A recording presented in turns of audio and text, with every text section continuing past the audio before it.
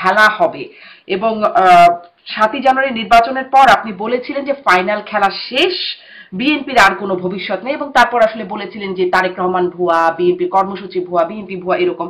কি মনে আছে প্রধানমন্ত্রী গণভবনে বেগম জিয়াকে আমন্ত্রণ করেছিল? জি।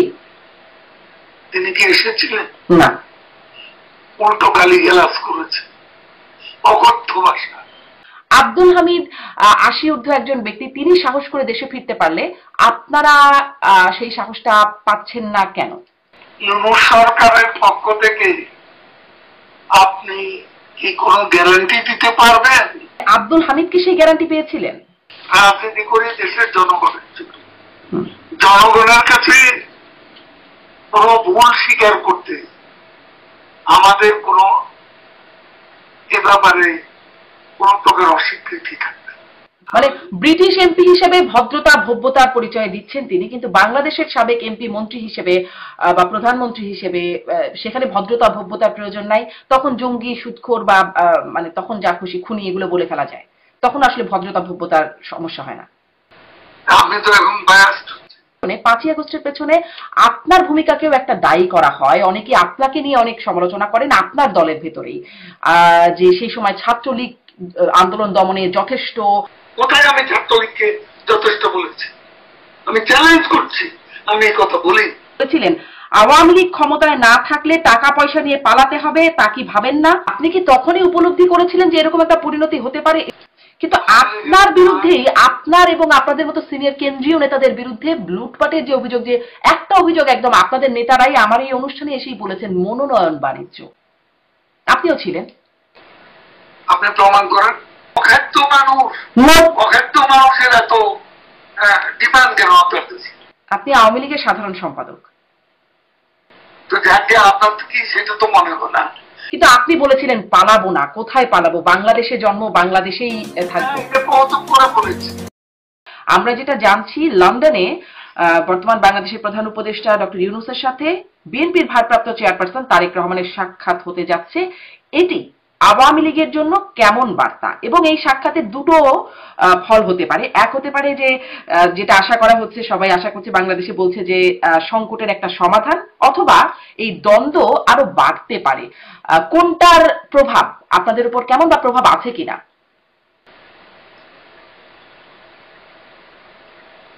আলোচনা হতে পারে, but this is not our cup of tea. আমাদের এ নিয়ে কোনো মাথা ব্যথা নেই। আর তারা নিজেরা প্রথম থেকে বিএনপি তাদের সাথে একটা এই অন্তর্বর্তী সরকার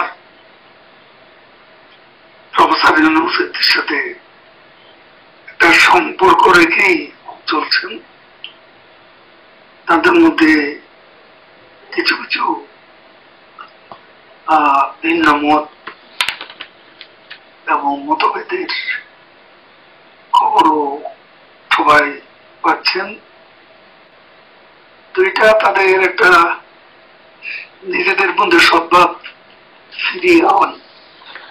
ফিরিয়ে আনার একটা প্রয়াস হয়তো হতে পারে, নাকি ব্যর্থ প্রয়াস তাও জানি না। আলোচনা হওয়ার আগে আলোচনার বিষয়ে তো কোনো মন্তব্য করা যায় না। আচ্ছা, মানে এটির কোনো প্রভাব আপনাদের দলের উপরে বা আপনাদের তৎপরতার উপরে নেই? আমাদের উপর বাংলাদেশে আমি যেটা বলবো,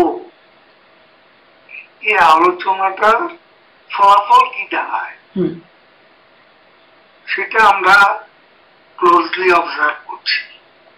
আচ্ছা আচ্ছা, জনাব ওবায়দুল কাদের, আপনার একটা বক্তব্য, মানে তারেক রহমানের সাথে বৈঠক হবে এই প্রসঙ্গে মনে হলো যে আপনি আগে খুব ব্যবহার করতেন একটা শব্দগুচ্ছ খেলা হবে, এবং 7ই জানুয়ারি নির্বাচনের পর আপনি বলেছিলেন যে ফাইনাল খেলা শেষ, বিএনপির আর কোনো ভবিষ্যৎ নেই, এবং তারপর আসলে বলেছিলেন যে তারেক রহমান ভুয়া, বিএনপি কর্মসূচি ভুয়া, বিএনপি ভুয়া এরকম।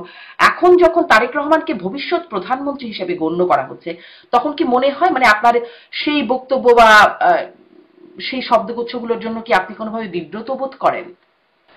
কেন বিব্রত বোধ করব? It's a political humour. আপনি যে আজকে ভারতে পশ্চিমবঙ্গ বিধানসভা নির্বাচন আমরা দেখেছি যে এখানে পশ্চিমবঙ্গের মুখ্যমন্ত্রী, এমনকি ভারতের প্রধানমন্ত্রী তখন বিভিন্ন জনসভায়, নির্বাচনী সভায় খেলা হবে বলে মন্তব্য করেছেন। এটা নিয়ে তো কেউ খারাপ কিছু দেখেন না। It's a political humour. Political humour হতেও পারে, এবং চিরজীবন একই অবস্থানে আমরা থাকবো এমনও তো ঠিক নয়। তখন একটা পরিবেশ, একটা অবস্থা, একটা বাতাবরণে স্লোগানটা মানুষ পছন্দ করেছে। মানুষ যেটা পছন্দ করে সেটা বলতে অসুবিধা কোথায়? জি, এটি আপনি বলছেন একটা পলিটিক্যাল হিউমার, কিন্তু তাহলে ওইটি বিএনপির আর কোনো ভবিষ্যৎ নাই, এই ভবিষ্যৎবাণীটি খুব সঠিক না হলেও আপনি আপনার দলকে নিয়ে বা দলের নেতাকর্মীদের সম্পর্কেও বলেছিলেন। সেটি 2017 সালের এপ্রিলে চট্টগ্রামের একটা মহানগরের আওয়ামী লীগের একটা সভায়, প্রতিনিধি সভায় আপনি বলেছিলেন যে দেখুন, জি, বিএনপির ভবিষ্যৎ আছে কি নেই সেটা নির্ধারণ করার মালিক বাংলাদেশের জনগণ। এখানে একটা inclusive, free and fair election যদি হয়, তখন জনগণের সমর্থনে কারা কত আসন পায় সেটা তো নির্বাচন হলে তখনকার ব্যাপার। আর আমরা আওয়ামী লীগ আমাদের তো নিষিদ্ধ করে দিয়েছে, আমরা নিষিদ্ধ পার্টি। তো এখন নিষিদ্ধ পার্টি হিসেবে ইলেকশন কমিশনও আমাদের ইলেকশন করতে দেবেন। তো সেই অবস্থায় আমরা যদি নির্বাচন না করি, তাহলে বাংলাদেশে বেশিরভাগ জনগোষ্ঠীকে নির্বাচন থেকে বিরত রেখে যে এই নির্বাচন হবে সেটা একেবারেই প্রহসনমূলক একটা নির্বাচন, প্রতারণামূলক একটা নির্বাচন। এই নির্বাচন দেশে বিদেশে কোথাও গ্রহণযোগ্য হবে না, বিশ্বাসযোগ্য। জি, জনাব ওবায়দুল কাদের, এই মানে এই উপলব্ধিটা যখন বিএনপিকে নির্বাচনের আসে নাই আর কি, বিএনপিকে ছাড়া যখন নির্বাচনগুলো হয়ে গেছে, তখন কি আপনাদের এই উপলব্ধি ছিল যে দেশে বিদেশে এটি প্রহসন বা প্রতারণার নির্বাচন হিসেবে গণ্য হবে? আমরা তো কখনো বিএনপিকে বাদ দিতে চাই। বিএনপি নির্বাচনে অংশ না নিতে, সেটা তো আমাদের অপরাধ কোথায়?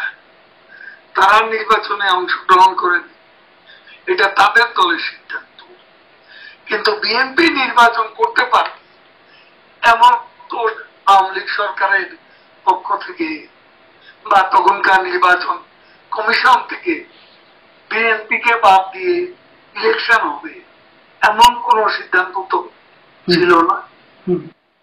কিন্তু বিএনপির তো নির্বাচনের প্রতি আস্থা ছিল না, মানে নির্বাচনগুলো যেরকম হচ্ছিল তাতে তো আসলে আস্থা রাখবার মতো একটা পরিস্থিতি বিরোধী দলগুলোর ছিল না।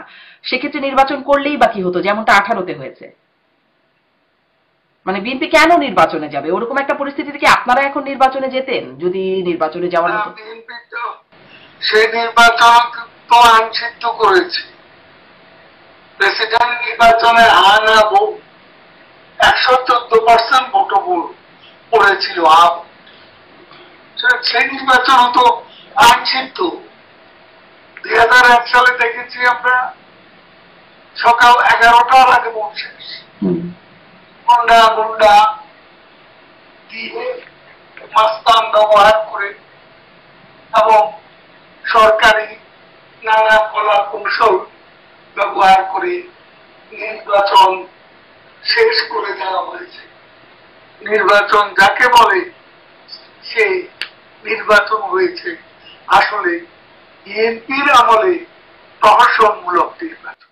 আর আপনাদের আমলে যেগুলো হয়েছে সেগুলো 14, 18, 24 মাগুরার যে নির্বাচন, জি, সেই নির্বাচনকে কি কেউ একটা ভালো নির্বাচন বলতে পেরেছে? একদমই না। বিএনপি আমলে 15ই ফেব্রুয়ারিতে যে প্রহসনের নির্বাচন এদেশের ইতিহাসে সবচেয়ে কলঙ্কজনক নির্বাচন হয়েছে, তো সেটা কি কোনো সঠিক নির্বাচন? বিএনপি এখানে এসব কথা বলে তো লাভ নেই। আজে আয়না নিজেদের চেহারাটা তারা দেখলে ভালো করে। জি, আপনারা মানে এখন যেহেতু আপনাদের পতন হয়েছে, সরকার পতন হয়েছে, আপনারা কি আপনাদের চেহারা আয়নায় দেখছেন? মানে সেই মাগুরা নির্বাচন বা 15 ফেব্রুয়ারি নির্বাচন, তার অবশ্যই আত্মবিশ্লেষণ আছে। হ্যাঁ, সেই আত্মবিশ্লেষণের নির্বাচনে কোনো সমস্যা আপনারা খুঁজে পান না? মানে আপনাদের কোনো দোষ ত্রুটি অপরাধ খুঁজে পান না? আমাদের সোল সার্চিং আছে। আমরা নিজেদের ভূমিকা কর্মকাণ্ডের মূল্যায়ন অবশ্যই আমরা করছি।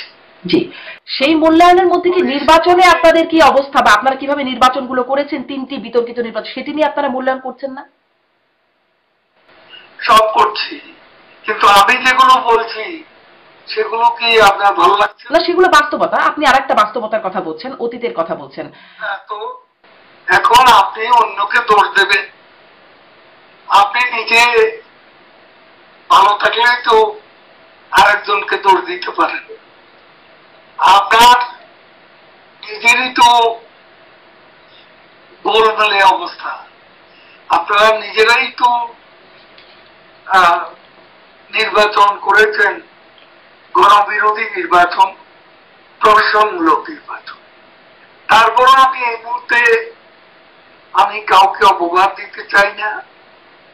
আমাদের গণতন্ত্রের পথে অগ্রযাত্রায় আমরা মিনিমাম পয়েন্টে ম্যাক্সিমাম ঐক্যবদ্ধ থাকবো, এমন একটা মানসিকতা আমাদের সকলেরই থাকা উচিত। জি, আজকে মুক্তিযুদ্ধের সপক্ষে যারা আছে, স্বাধীনতার আদর্শে যারা বিশ্বাস করে, তাদের সাথে আমাদের অনেক বিষয়ে আদর্শগত বিরোধ থাকতে পারে, কিন্তু কিছু কিছু বিষয়ে কমন পয়েন্ট আছে যেগুলো ম্যাক্সিমাম ইউনিটি করার পথে সহায়ক হতে পারে, সেগুলো আমরা সাপোর্ট করি। জি, এই ম্যাক্সিমাম ইউনিটিটা কার সাথে? নির্বাচন প্রসঙ্গটা আরেকটু রয়ে গেল, কিন্তু ম্যাক্সিমাম ইউনিটিটা আপনারা কার সাথে বলছেন? ইউনিটিটা যারা আসতে চায়, যা আমি তো বললাম মুক্তিযুদ্ধের মূল্যবোধ, স্বাধীনতার আদর্শ। মুক্তিযুদ্ধের মূল্যবোধ, স্বাধীনতার আদর্শে তো এর আগেও আপনাদের জোট ছিল, মানে তার বাইরে কিছু মিন করছেন? যারা বাইরে আছেন অথবা যারা এখন নতুন বাস্তবতায় হিসেব নিকেশে তারা যদি মূল্যায়নটা যথাযথভাবে করে তাহলে এটা তো ভিন্ন কথা। আমি আসলে স্পষ্ট হতে পারছি না, তারা মানে কারা? আপনি কি বিএনপি কে মিন করছেন? আমি এমন ধরনের কথা বলবো না। মানে আপনি বিএনপিকে নিয়ে আপনি এত ব্যস্ত কেন? বিএনপি সামনে ক্ষমতায় যাবে বলে সবাই ধারণা করছে বাংলাদেশে এখন। আমি বলছি আমাকে ইলেকশন করতে, আমার ইলেকশন, তারা আগামী পার্লামেন্ট এমন ভাবে সাজাতে চায় যেখানে মুক্তিযুদ্ধের সপক্ষে কেউ ওই পার্লামেন্টে থাকবে না। ঠিক সেভাবে তারা একটা নির্বাচন করতে চাইছে।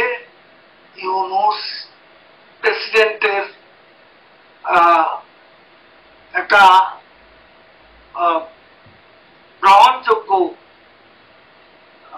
তার কাছে সুবিধাজনক গ্রহণযোগ্য কিছু ক্ষমতা নিয়ে আজকে সংস্কারের উদ্দেশ্যটা আমরা বুঝি। তিনি আবার প্রেসিডেন্ট হতে চান, সেটা ওনার লক্ষ্য। আবার লোকে বলছে যে প্রেসিডেন্ট, প্রধানমন্ত্রী এই দুটি বিষয়ে সমঝোতার কোন বিষয় হয়তো আছে, সেজন্যই লন্ডনের এই বৈঠকটি হতে যাচ্ছে। জি জি, মানে সেই সমঝোতার জন্য লন্ডনে বৈঠকটি হতে যাচ্ছে। জি, এতটুকু তো নিশ্চয়ই ক্লিয়ার। কিন্তু নির্বাচন নিয়ে যে 3টি বিতর্কিত নির্বাচন, আপনি বলছিলেন অতীতের নির্বাচন গেলে সেই প্রশ্নগুলোর কথা আপনি বলছিলেন, বিতর্কগুলোর কথা বলছিলেন, কিন্তু 3টি যে নির্বাচন আপনাদের সময় হলো, সেই নির্বাচনের দায় কি আপনারা নেন? সেই নির্বাচন বিতর্কিত, সেই নির্বাচনও দেশে বিদেশে বিতর্কিত।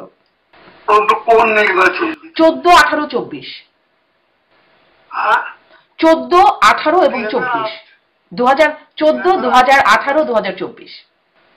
2008 নির্বাচন মোটা দাগে গ্রহণযোগ্য নয় কি? জি, মোটা দাগে, যদিও সেটি নিয়ে অনেকে প্রশ্ন তোলেন, কিন্তু মোটা দাগে একটা গ্রহণযোগ্যতা, এমনকি বিএনপির লোকেরাও বলেছেন তখন। তাহলে এই নির্বাচনটা তো আমরা গ্রহণযোগ্য করেছি। এটা তত্ত্বাবধায়ক সরকারের সময় হয়েছিল। 14, 18 আপনার কি মনে আছে? প্রধানমন্ত্রী গণভবনে বেগম জিয়াকে আমন্ত্রণ করেছিল। জি। তিনি কি এসেছিলেন? না।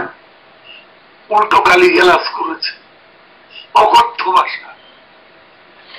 বেগম জিয়ার ছেলে মারা গেছে, সে কোকর মৃত্যুর পর প্রধানমন্ত্রী তার বাসায় খবর দিয়ে গুলশানে গিয়েছে।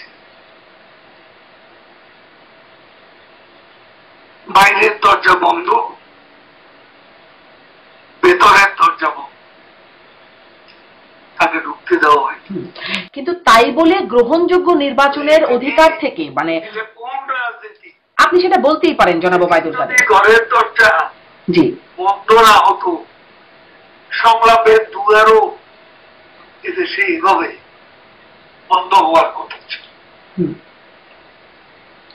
ঘরের দরজা বন্ধ করে বিএনপি সংলাপের দরজা বন্ধ করেছে। জি, এবং তারপর তারা আপনারা আর সংলাপের দরজাটা খুললেন না, কিন্তু দোষটা জারি হোক। আপনি বলছেন বিএনপি, জি আপনি বলছেন আপনি আমাকে আপনার ঘরে ঢুকতে দিলেন না, আপনি আমাকে ঘরে ঢুকতে দিলেন না, সমবেদনা জানাতে দিলেন না,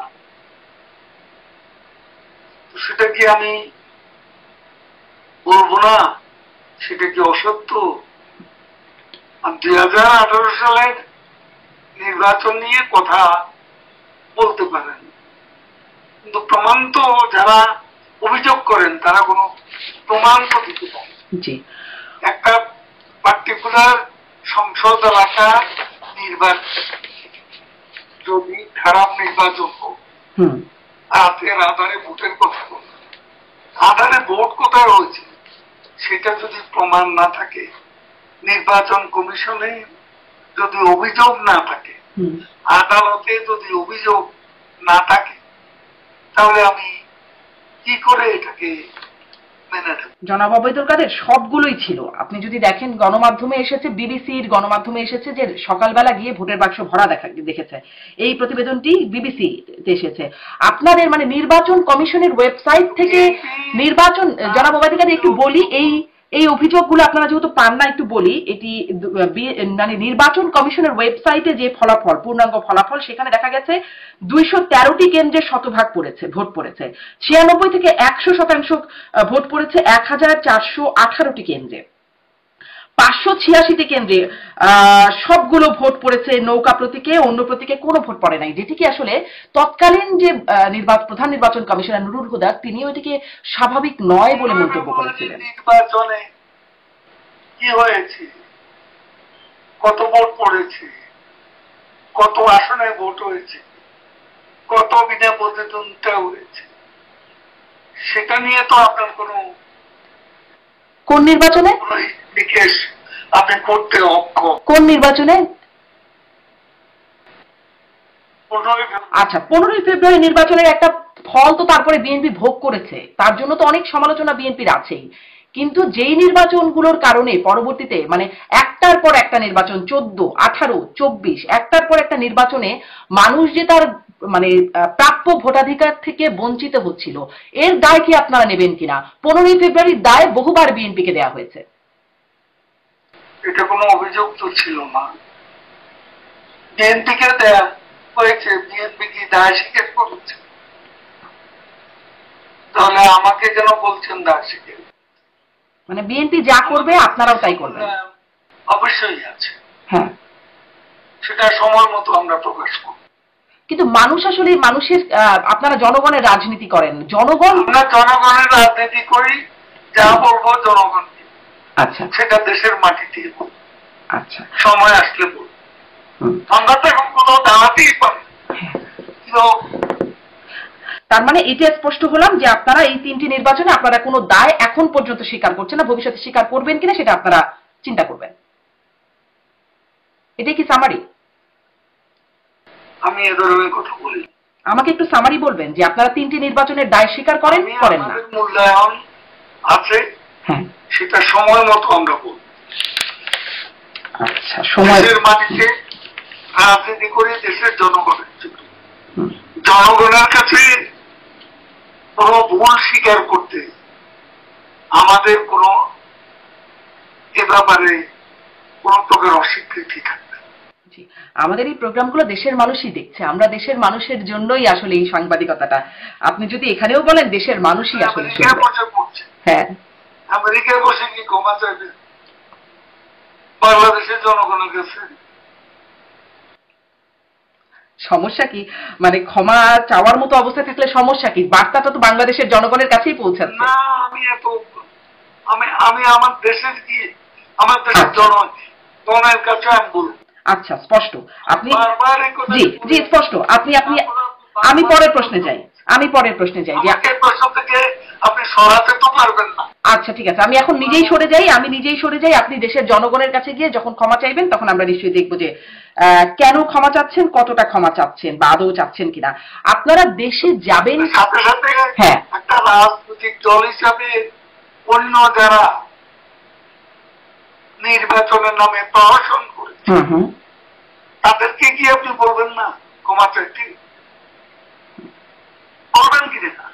জি, মানে তাদেরকে তো আমাকে বলছেন, তাদেরকে কেন বলছেন? তাদেরকে তো না সাহস কেন থাকবে না? তাদেরকে তো এতদিন ধরে বলেই এসেছেন, আপনারা তো বলেই এসেছেন, আমরাও জিজ্ঞাসা করেছি যে আপনারা নিজেরা যেটা করতে পারেন নাই, আপনারা নিজেরা তত্ত্বাবধায়ক সরকার দিতে চান নাই, এখন নিজেরা কেন চান? এই প্রশ্নগুলো তো আমরা বারবার তখনও করেছি। এখন আপনাদেরকে তো এই জবাবগুলো দিতে হবে যে 3টি নির্বাচন আসলে আপনারা কি করলেন। যাই হোক, এটা আপনি বলেছেন, আপনি দেশে ফিরে ক্ষমা চাইবেন।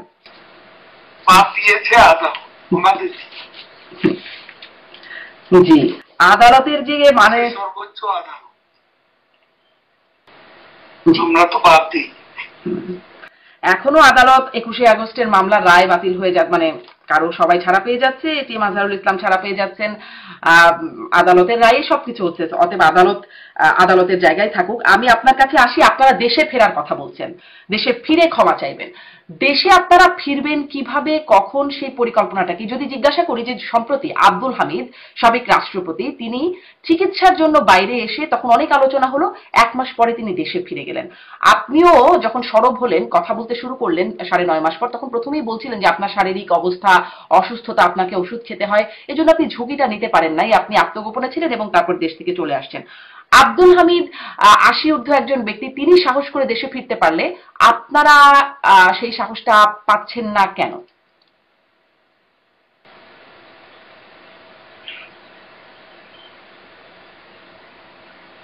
জানাবো বাবু। আপনি ইউনূস সরকারের পক্ষ থেকে আপনি কি কোনো গ্যারান্টি দিতে পারবেন যে আমরা আব্দুল হামিদের মতো ফিরে যেতে পারবো নিরাপদে? পারবেন? আমি তো পারবো না। আব্দুল হামিদ কি সেই গ্যারান্টিটা পেয়েছিলেন? যা পারবেন না তা বলেন। মানে আব্দুল হামিদ কি সেই গ্যারান্টি পেয়েছিলেন? আব্দুল হামিদের সাথে এটা মিলিয়ে গেলাম, এটা আপনিও বুঝেন আমিও বুঝি না। একদম হ্যাঁ 80 বছরের বেশি, 83-84 বছর ওনার বয়স, উনি খুবই অসুস্থ মানুষ। এখন ওনার সাথে আজকে তোফায়েল আহমদ আমাদের একসময় ডাক সাইডের নেতা, তিনি আজকে স্মৃতিশক্তিও হারিয়ে ফেলেছেন, একদম বিছানায় শুয়ে আছে। তো এদের সাথে তুলনা করে তোলা, মানে এনারা অসুস্থ বলে এনারা সাহস পাচ্ছেন, বেশি অসুস্থ বা বেশি বয়স, আপনারা কম, একটু অপেক্ষাকৃত কম বয়স বা অপেক্ষাকৃত কম অসুস্থ, এই জন্য কম সাহস, এটা কি কোনো কারণ? আপনি গ্যারান্টি দেন আমার দেশে গিয়ে আমি নিরাপদ থাকবো না? থেকে আমার অ্যাক্টিভিটিস নিষিদ্ধ করে দিয়েছে, প্রতিদিন আমার দলের লোকদের পিটাচ্ছি, আমার ছেলে মেয়েদের স্কুলে যেতে দিচ্ছে, আমার ছেলে মেয়েদের পরীক্ষা দিতে দিচ্ছে না। কি যে অত্যাচার, কি যে নিপীড়ন! আওয়ামী লীগ করে আইনজীবীরা আদালতে যেতে পারছে না, কথা বলতে পারছে না, এগুলো কি আপনি জানান না? জি, আওয়ামী লীগের উপর নির্যাতন হয়েছে সেটা আমরা দেখেছি, কিন্তু এই গ্যারান্টিটা আপনারা কে দেবে আপনাদেরকে? হচ্ছে জি, এই কন্টিনিউয়াস এজেন্ডা। কিন্তু আপনি যে গ্যারান্টির কথা বলছেন, এই গ্যারান্টিটা আপনাকে কে দেবে? মানে যদি গ্যারান্টি না পান আপনারা কখনোই ফিরবেন না, বা গ্যারান্টি আদায়ে আপনারা কি করছেন? আমরা সেটা করে নেব।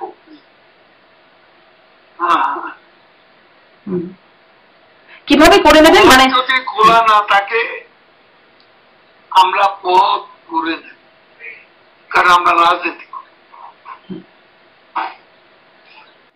সেই পথটা কিভাবে করে নেবেন? আপনি একটা ইন্টারভিউতে ব্যাপার আপনাকে, আচ্ছা আপনারা কৌশলও বলবেন না, আপনি বলছেন। আচ্ছা ঠিক আছে, আপনাদের আরেকটা কৌশল নিয়ে। বাংলাদেশের রাজনীতি যখন অবরুদ্ধ, তখন তো আমাকে কৌশল করতেই হবে। আমার এত নেতা কর্মী জেলে, আজকে লক্ষ লক্ষ কর্মী বাড়িঘর ছেড়ে পথে পথে ঘুরছে। তারপর আমরা যারা অনেকে দেশের বাইরে, আমরা কি আমাদের স্বদেশে প্রত্যাবর্তন করব না? সেটা নাকি বাংলাদেশের লোক? এখন আপনি ভোট করেন, কত পার্সেন্ট লোক শেখ হাসিনার পক্ষে? আমি তো মনে করি বেশিরভাগ মানুষ। সেই সুযোগটা তো পাবলিক পাবে না, সেই ভোট তো হবে না। যে ভোটে আপনি আমাদেরকে, যে ভোটের জন্য দোষী সাব্যস্ত করেন, বাংলাদেশে তো একটা নোংরা ভোটাভুটি হতে যাচ্ছে, আর এটা কোনো ঠিকও নেই। ইউনূস সকালে এক কথা বলে, বিকেলে আরেক কথা বলে, সমস্ত ব্যর্থতার জন্য দায়ী করে ভারত আর শেখ হাসিনাকে, আর কোন দায়ী কিছু নেই। শেখ হাসিনাই একমাত্র দোষী, ভারতই একমাত্র দোষী, এটাই তাদের অপপ্রচার।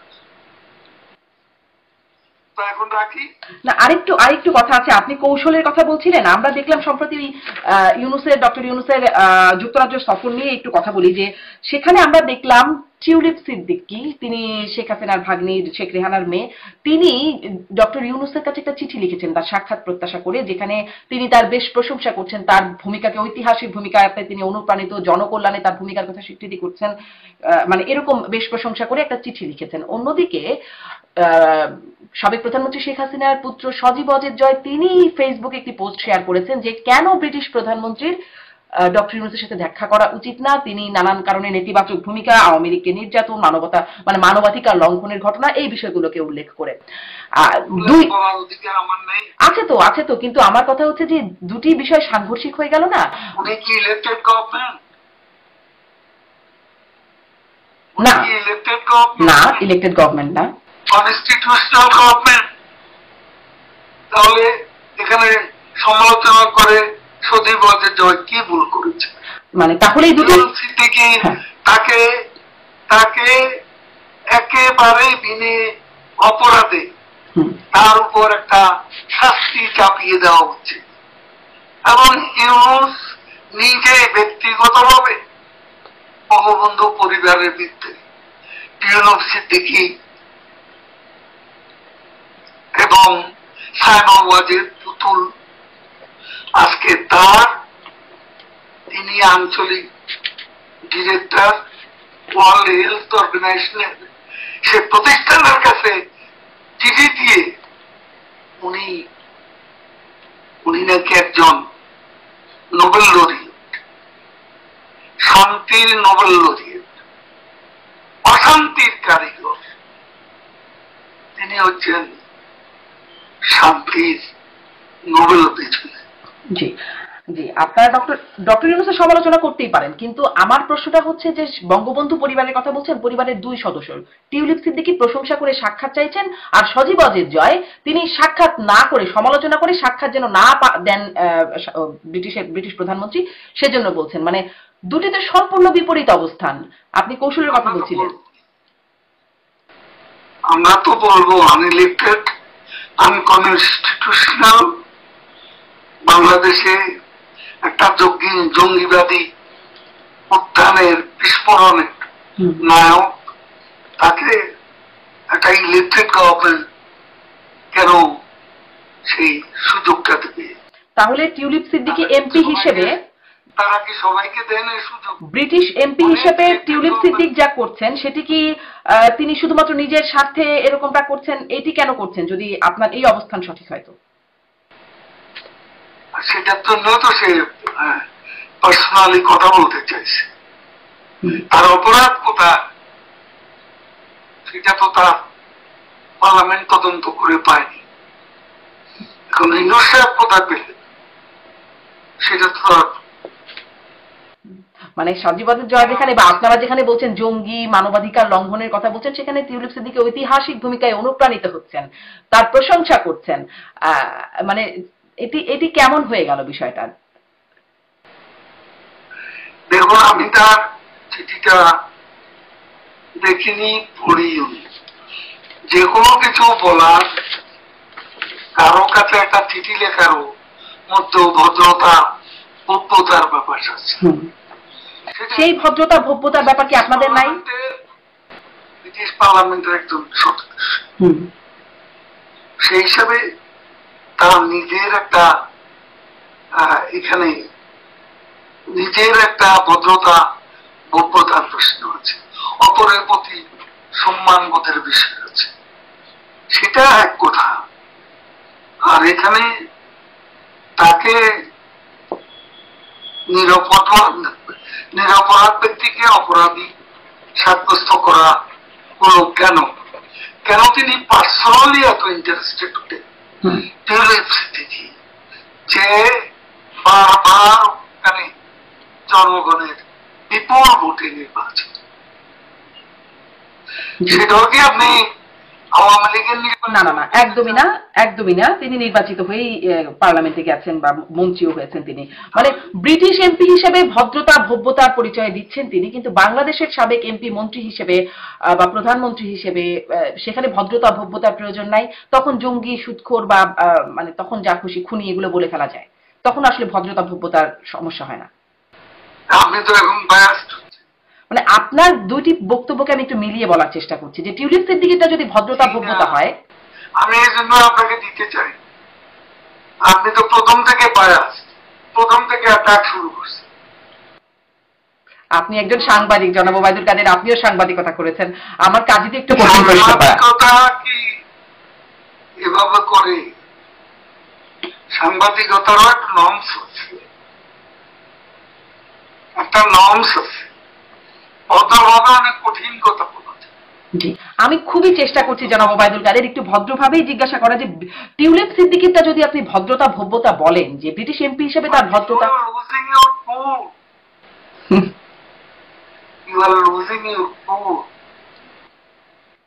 জনাব ওবায়দুল কাদের, আচ্ছা, আমার প্রশ্নটা আপনার পছন্দ হয় নাই, আমি দুঃখিত। প্রশ্ন পছন্দ না হবার জন্য আপনার কাছে একটু, আপনি যেহেতু দলের সবচেয়ে মানে সেকেন্ড ম্যান, অন্যতম গুরুত্বপূর্ণ ব্যক্তি, একদম শীর্ষ ব্যক্তির পরে আপনি একটু যদিও বলছিলেন যে আপনি দেশে ফিরেই বলবেন, আপনাদের আত্মসমালোচনা আছে, নিজেদের মধ্যে মূল্যায়ন আছে, আপনাদের এই অবস্থার পেছনে 5ই আগস্টের পেছনে আপনার ভূমিকাকেও একটা দায়ী করা হয়। অনেকে আপনাকে নিয়ে অনেক সমালোচনা করেন আপনার দলের ভেতরেই, যে সেই সময় ছাত্রলীগ আন্দোলন দমনে যথেষ্ট, এই ধরনের বক্তব্য দিয়ে আপনি আরো এ ধরনের বক্তব্য আমি দেইনি।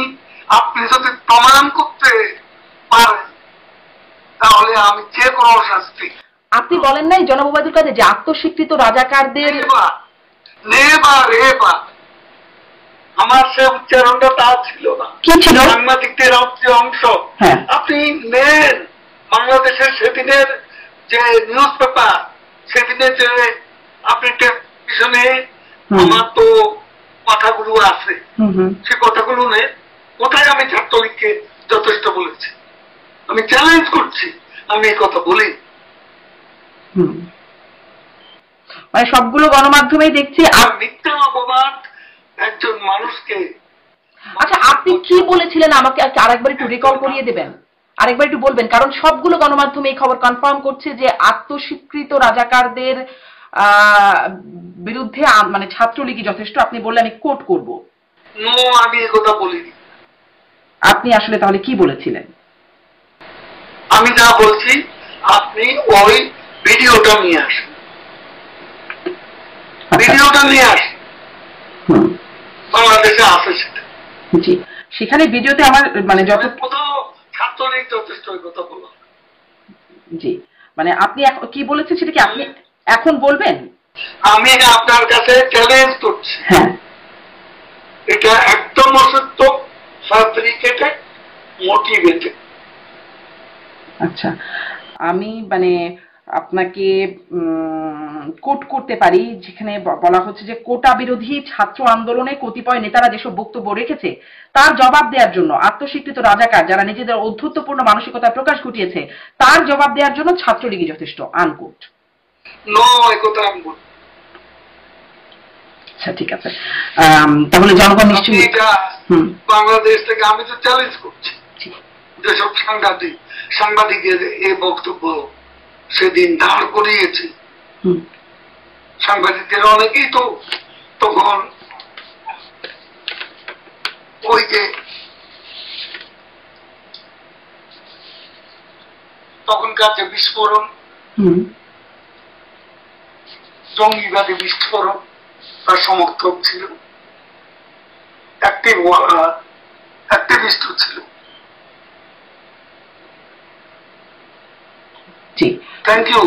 জি, আপনি আরেকটু যদি সময় দেন, আর 2-3 মিনিট, আপনার কাছ থেকে একটু জিজ্ঞাসা করছিলাম যে আপনাদের এই অবস্থার পেছনে আপনারা কি কি কারণ চিহ্নিত করেছেন, সেটা কি একটু জনগণকে বা আমাদেরকে বলবেন? সেটা আপনাকে যেন বলবো। কাকে বলবেন? আমি যখন বলবো দেশের জনগণকে, তখন আপনি প্রেসের লোক থাকবেন, জি, আপনিও সেখানে থাকার অনুমতি পাবেন। জি, কিন্তু এই যে মানে এখন যে আপনারা উপলব্ধিটা করছেন, আপনি কি কোনো সময় আগে এই উপলব্ধিটা করতে পেরেছিলেন? কারণ আপনার মুখ থেকে আমরা শুনেছিলাম, সেই যে বলছিলাম, শুরু করছিলাম যে 2017 সালের এপ্রিলে একটা চট্টগ্রামের একটা সভায় আপনি বলেছিলেন আওয়ামী লীগ ক্ষমতায় না থাকলে টাকা পয়সা নিয়ে পালাতে হবে, তা কি ভাবেন না? দল যদি ক্ষমতায় না থাকে, এখন যে টাকা পয়সা রোজগার করছেন তখন এই টাকা নিয়ে পালিয়ে বেড়াতে হবে। তখন তাহলে এটা আমার এ ধরনের কথা বলার অর্থ। জি জি, এটা আমি কর্মী সবাই বলেছি। জি, চট্টগ্রাম জি, কর্মীদেরকে বলেছি, সেটা তো আমি তাদেরকে সাবধান করব। মানে আপনি তো প্রধানমন্ত্রী তার বক্তব্যে অনেকবার সাবধান মানে উচ্চারণ করছে। জি, আপনি কি তখনই উপলব্ধি করেছিলেন যে এরকম একটা পরিণতি হতে পারে, এজন্যই সাবধানতা বাণী? যাতে না হয় সেটা আমি সতর্ক করে দিয়েছি। তারপরেও ঠেকানো গেল না কেন? মানে সেই টাকা পয়সা নিয়ে পালাতেই হলো কেন নেতা কর্মীদের? টাকা পয়সা নিয়ে কে পালিয়েছে? মানে এই যে অবস্থায় আছে আওয়ামী লীগের নেতা কর্মীরা, ওই 2-4 জন বড় লোকের কথা পান, তারা তারা তাদের ওইতে আগেই বল। আমরা আমাদের পার্টি করে যে নেতা কর্মীরা দল করেছে, তারা ওই লুটপাট করে এখানে আসে। কিন্তু আপনার বিরুদ্ধেই, আপনার এবং আপনাদের মতো সিনিয়র কেন্দ্রীয় নেতাদের বিরুদ্ধে লুটপাটের যে অভিযোগ, যে একটা অভিযোগ একদম আপনাদের নেতারাই আমার এই অনুষ্ঠানে এসেই বলেছেন, মনোনয়ন বাণিজ্য। আপনারা মনোনয়ন দেওয়ার সময় বিপুল বড় অঙ্কের টাকা নেবার অভিযোগটা খার বিরুদ্ধে ছিল, যারা কমিটিতে ছিলেন, মনোনয়ন কমিটিতে আপনিও ছিলেন। আপনি প্রমাণ করেন। মানে আমি কি করে প্রমাণ করব? আমি তো আসলে অনুসন্ধানী সাংবাদিকতাটাও করি না। আপনাদের নেতা কর্মীরাই এই অভিযোগটা করছেন। অপবাদ দেবে, যে অপবাদ দিয়েছে তারা তো বলেনি মেট্রো রেলের জন্য কি কষ্ট আমি করেছি। করেছেন শেখ হাসিনা, কিন্তু আমি তো দায়িত্বে ছিলাম। পদ্মা সেতুর জন্য কি কষ্ট করেছি, 4000 সেতু নির্মাণের জন্য কি কষ্ট করেছি। বাংলাদেশে এত 4 লেন 6 লেন 8 লেনের রাস্তা, সেই সমতল থেকে পাহাড় পর্যন্ত, তারপরে লিমিটেড এক্সপ্রেসওয়ে, এগুলো তো কেউ কোনোদিন বলে না। না, এগুলো তো আপনারা অনেক বলেছেন। কথা তো বলে না। না, এগুলো তো 15 বছর ধরে বলেছেন, এগুলো তো শুনেছে মানুষ, সবাই জানে এই বিষয়গুলো, শুনেছে। যেই প্রশ্নগুলো, আমার গুণের কথা বলবেন, আর আমি যখন থাকবো না তখন আমার বিরুদ্ধে মিথ্যা অভিযোগ সাজাবে, প্রমাণ করুক। জনাব ওবায়দুল কাদের, এই অভিযোগটা আসলে আপনার দলের নেতা কর্মীরা করছে। যারা করেছে এটা প্রমাণ করতে বলবেন। জি, মানে এই অভিযোগটা আপনার দলের নেতা কর্মীদের, তাহলে এই অভিযোগটা আপনি মানে নেতা কর্মীদের উদ্দেশ্যে কি বলবেন যারা এই অভিযোগ করে? কোন নেতা কর্মী এই অভিযোগ করে? অভিযোগটা আমার এই অনুষ্ঠানে রাশেক রহমান, আওয়ামী লীগ নেতা রাশেক রহমান, যিনি 24-এ মনোনয়নও পেয়েছিলেন রংপুর থেকে, তিনি এই অভিযোগটি করেছেন। একদম মনোনয়ন কমিটিতে যারা আছেন, রাশেক রহমান, কোষাধ্যক্ষ, মানে আওয়ামী লীগের কোষাধ্যক্ষ আশিকুর রহমানের। আমার কথা শুনবেন? জি, অবশ্যই। তিনি এত জনপ্রিয় নেতা, মনোনয়ন দেওয়া হয়েছে, ইলেকশনে স্বতন্ত্র প্রার্থীর কাছে গেছে, এটাই ওনার মনে কষ্ট, আর কিছু না। জি, কারণ উনি মনে করেছেন আমি ওনাকে হারিয়েছি। আমি কেন? তার বাবা আমরা একসঙ্গে আছি। আমি আগ্রহ কিছু তরুণকে মনোনয়ন দেওয়ার পক্ষপাতী ছিল, এর মধ্যে সেও ছিল। এবং সেই ইলেকশনে তাকে কি আমি জোর করে যেতাবো? জি, আপনি বলছেন যে তিনি জেতেননি বলেই তিনি অভিযোগটি করছেন, কিন্তু সেটি তো শুধু তার অভিযোগ না। এখন সরকারের পক্ষে লোককে বলে, আওয়ামী লীগের বিরুদ্ধে বলে কিছু পেতে চেষ্টা করছেন কিনা জানি না। আমাদের তো 2 জনের মধ্যে জামিন টামিন নিয়ে ফেলছে। তো কাজে এরকম হঠাৎ করে ভালো লাগে না। ওই যে হঠাৎ করে প্যান বদলানো, পোশাক বদলানো, কত নেতা দেখলাম দেশে। জি, আপনি কি বলবেন তাহলে সরকারের সাথে, মানে যারা হঠাৎ জামিনও পাচ্ছেন বলছিলেন, সরকারের কোথাও থেকে কারো সাথে মানে অনেক নেতাদেরই ডিল হচ্ছে কি কোনো? যাওয়ার হয়ে গেছে, আর হবে না। তার গ্যারান্টি কি? হবে না, এটা আপনি কিভাবে নিশ্চিত করবেন? মানে যা হবার হয়ে গেছে আর হবে না মানে কি? মানে ডিল হচ্ছিল আগে, এখন আর হবে না? ধরুন, আমাদের একটা সুবিধা কি, আমাদের নেতা একজন, কর্মীদের মধ্যে নেতাদের মধ্যে প্রতিযোগিতা থাকতে পারে, সেটা সুস্থ প্রতিযোগিতা, এটা কোন অসুস্থ প্রতিযোগিতা। আমরা শেখ হাসিনার চিত্তে আমরা সবাই কিন্তু ঐক্যবদ্ধ। জি জি, মানে সেই যোগাযোগটা আপনাদের মধ্যে কতটুকু, আমার সাথে অনেক আপনাদের নেতাদের কথা বলবার সুযোগ হয় এই প্ল্যাটফর্ম থেকেই। একজনের সাথে আরেকজনের যোগাযোগটা আসলে কতটুকু, কি নির্দেশনা সেটি আসলে সবার মধ্যে যাচ্ছে কিনা সেই বিষয়ে মাঝে মাঝে প্রশ্ন জাগে। আপনাকে শেষ প্রশ্নটা করি, আপনি যখন মানে প্রকাশ্যে আসলেন, আপনি বলেছেন কি ভয়াবহ অভিজ্ঞতা আপনার হয়েছে, আপনাকে বাথরুমে লুকিয়ে থাকতে হয়েছে, আপনাকে আত্মগোপনে থাকতে হয়েছে দেশে 3 মাস, এবং তারপরে আপনি সুযোগ যখন পেয়েছেন তখন দেশ ছেড়ে এসেছেন, ভারতে পালিয়ে আশ্রয় নিয়েছেন, সেই বিষয়ে বুঝে আসছি এ কথা আপনাকে কে বলবে? জি, ও সুযোগ বুঝে আসছি এই শিক্ষা আপনাকে কে দিবে? আচ্ছা, তাহলে কিভাবে আসলেন? সুযোগ না পেলে আসলেন কি করে? কেন আপনাকে বলতে হবে?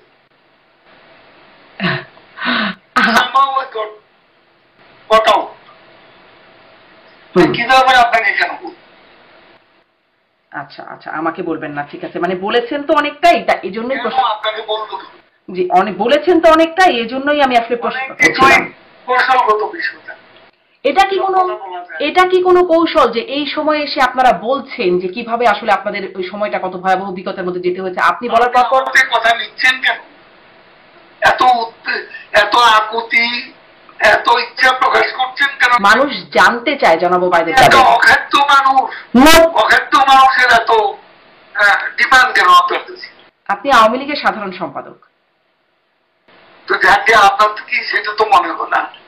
আপনি মোটেই না জনাব ওবায়দুল কাদের আওয়ামী লীগের সাধারণ সম্পাদক, আপনি মানে এমপি মন্ত্রী কি নন, যার কারণেই তো আপনার কাছে এত প্রশ্ন, আপনার কাছে জানতে চাওয়া। রহিম করিম যদি মধুর কাছে এই প্রশ্ন না যে আপনি কেন আসলেন ভারতে, কেন ছিলেন দেশে, সব প্রশ্নের জবাব জি যথেষ্ট, এটা আপনি প্রমাণ করেন।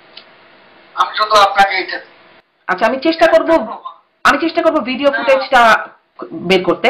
ভিডিও আছে বাংলাদেশে। আমি আমি আমি অনেকগুলো গণমাধ্যমের লিংক দেখছিলাম, যে আমি কনফার্ম হচ্ছিলাম যে কোডটা যেন এতদিন পরে। দুঃখিত। আচ্ছা, আমি জোগাড় করলে পারলে আমি অনুষ্ঠানের সাথে লিংক দিয়ে দেবো, যদি আমি জোগাড়টা করতে পারি। আর পত্রিকার খবরের লিংক গুলো আপনিও দিতে পারবেন না, আমি জানি। আচ্ছা, সেটি হলেও মানুষ নিশ্চয়ই দেখবে যে এটি হয়নি, আসলে আপনি বলেননি সেটি। আমার তো আসলে জোর করে প্রমাণ করার কিছু নাই, যদি হয় তো হলো, না হলে নাই, সেটি আসলে মানুষ দেখবে যে কি হয়েছে, তখন কি বলেছেন, এখন কি বলছেন, মানুষ সেটি দেখবে। আপনার আমি 100 কথা বলবো। জি, তখন যা বলছি এখনো তা বলছেন। আমার কাছে আমি যে আমি আওয়ামী লীগের সেক্রেটারি, যে প্রতিদিন একবার দুবার কথা বলে, সে মানুষ আমি 9 মাস চুপ ছিলাম, কথা বলি। এটা খুব কঠিন নয় কি? নিশ্চয়ই। তো ঠিক আছে, থ্যাংক ইউ। না, আপনি সকালে এক কথা, আপনি মানে এক কথা বলেন, এক কথাই বলেন, একদিন আগে এক কথা, পরে এক কথা না বলেন, মানে বলেন না, সেটা আপনি যেমন বলছিলেন, কিন্তু আপনি বলেছিলেন পালাবো না। কোথায় পালাবো? বাংলাদেশে জন্ম, বাংলাদেশেই থাকবো। এটা কৌতুক করে বলেছি। এটা হচ্ছে পলিটিক্যাল হিউমার। আমি তো অস্বীকার করছি। পালাবো না, আমি তো পালিয়ে আসি, পালিয়েছি, এটাকে আপনি ব্যাখ্যা করেন। মানে এই যে আত্মগোপনে থাকা, তারপরে আমি যে কথাটা বলেছি সে কথা আমি স্বীকার করছি। Political humour. বিএনপির মহাসচিবের সঙ্গে হিউমার করে এই কথাটা খেলা হবে, এটাও তো একটা হিউমার।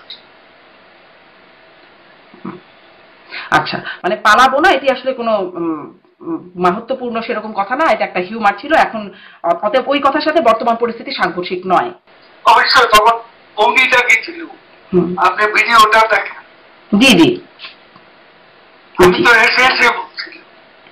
জি, এই যে আপনি মানে আপনারা নেতা, মানে অনেক বড় নেতা, দেশে অনেক বর্ষিয়ার নেতাও বটে, সেখানে আপনাদের কাছ থেকে সবসময় আমরা এভাবে শুনেছি যে আমরা এই দেশে জন্মেছি, এই দেশে মরবো, শেষ রক্তবিন্দু পর্যন্ত পরাজিত শক্তির প্রতিরোধ করব, এরকম সাহসী বক্তব্য আপনাদের কাছ থেকে শুনেছি। তখন তারপরে যখন আপনারা এসে এই রকম বলছেন যে আমাদেরকে বাথরুমে পালিয়ে থাকতে হয়েছিল, জনতার হাতে মানে তুলে দেবে এই জন্য আপনাদেরকে ভয়ে থাকতে হয়েছে, তখন আসলে আপনাদের ভাবমূর্তির উপরে মানে এই যে বক্তব্যটা, ঘটনাটা আমরা জানি আসলে কি হয়েছে, কিন্তু এই বক্তব্যগুলোর জন্য কি আপনি মনে করেন ভাবমূর্তির উপর আপনার কোনো ইম্প্যাক্ট করে, প্রভাব ফেলে? সত্যটাকে কি আমি গোপন রাখবো? জি, যা সত্য তা গোপন করব। সত্য কি একদিন প্রতিষ্ঠিত হবে না? অনেকে এটা নিয়ে অনেক কথা বলছে, জি, কিন্তু এটাই সত্য, এই সত্য প্রমাণিত। জি, আপনি সত্যের যারা সাক্ষী তারাও সাক্ষ্য দিবেন। Thank you. এখন আর না। জি, অনেক ধন্যবাদ জনাব ওবায়দুল কাদের, অনেক ধন্যবাদ সময় দিয়েছেন আমাকে।